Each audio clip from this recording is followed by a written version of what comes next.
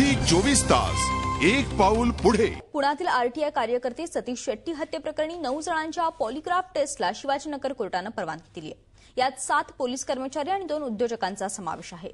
नितीन साबळे, वीरेंद्र म्हैसकर अशी या उद्योजकांची नावे आहेत। तसंच तत्कालीन पोलीस तपास अधिकारी भाऊसाहेब अंथाळकर आणि इतर पोलीस कर्मचाऱ्यांची पॉलिग्राफ टेस्ट करण्याची परवानगी कोर्टाने दिली आहे। पोलीस आणि उद्योजकांच्या पॉलिग्राफ टेस्टमुळे प्रकरण नवीन टप्प्यावर येऊन ठेपलंय।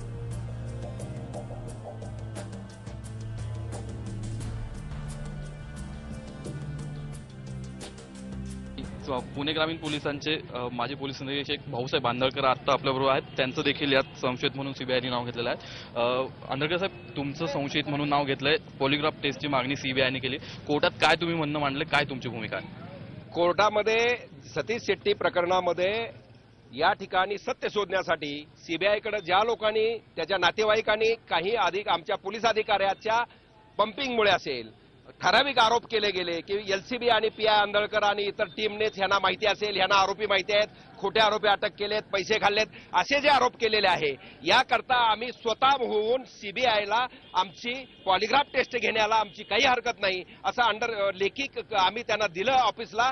त्यानंतर आज कोर्टासमोर त्यांना आम्ही आलेलो आहोत आणि कोर्टाला सुद्धा आम्ही अंडरस्टँडिंग लेखी दिलेलं आहे की आम्ही पॉलिग्राफ टेस्ट द्यायला तयार आहोत। कारण पुणे ग्रामीण जिल्हा आणि पोलीस दल आणि महाराष्ट्र पोलीस दलावरती आणि किंबहुना आंधळकरांवरती जो ब्लेम केला जात आहे की पैसे खाऊन यामध्ये आयआरबी असेल, कुठून असेल, पैसा काहीतरी येत आहे, त्या दृष्टिकोनातनं दुधाचं दूध आणि पाणी होण्यासाठी सीबीआय बद्दल कुठलीही आमची तक्रार नाही आहे। परंतु ह्यातला जो खरा गुन्हेगार, खरा शोधण्याचं काम असेल ते सीबीआय करत आहे आणि त्यांना वाटतंय, त्यांना संशय वाटतं म्हणून 23 लोकांची पॉलिग्राफची टेस्ट त्यांनी मागणी केली आणि त्याला आम्ही 23 लोकांनी कन्सेप्ट दिलेला।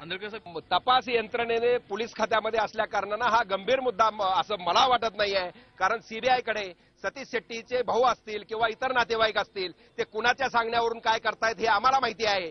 त्यामध्ये आम्ही सुद्धा रीट दाखल ह्यामध्ये करणार आहोत, परंतु त्यांची सुद्धा पॉलिग्राफ टेस्ट झाली पाहिजे। आज सुशील कदम सारखा एक इन्स्पेक्टर 25 ते 30 वर्ष ठाण मांडून ह्या जिल्ह्यामध्ये बसलेला आहे। त्याचं गुन्हेगारी साम्राज्य आम्ही त्यावेळेला एलसीबीला आलेलो संपवलेला आहे। जो ख्वाजा इनोसमध्ये आरोपी होता, जो पासपोर्टमध्ये अटक होता, जो डिसमिस केला होता 3 मर्डर जिरवले म्हणून, आज ही काळ्या तेलाच्या धंद्यासंदर्भामध्ये चाकणमध्ये रेड एवढे होऊन सुद्धा त्याला आरोपी केलं गेलं नाही, असा इन्स्पेक्टर ह्या पाठीशी आहे। भाऊसाहेब आंधळकरांनी म्हटलेलं आहे की ते स्वतः या प्रकरणामध्ये पूर्णपणे निर्दोष आहेत। मात्र आता विद्यमान जे पोलीस अधिकारी आहेत पुणे ग्रामीण पोलिसांमधले, त्यांनी त्यांच्या फूसमुळे सीबीआय आणि सतीश शेट्टींच्या नातेवाईकांना त्यांची फूस आहे आणि त्यामुळे हा प्रकार पुढे येतोय असा त्यांचा आरोप आहे आणि या विरोधात ते कोर्टात देखील जाणार आहेत। झी 24 तास एक पाऊल पुढे।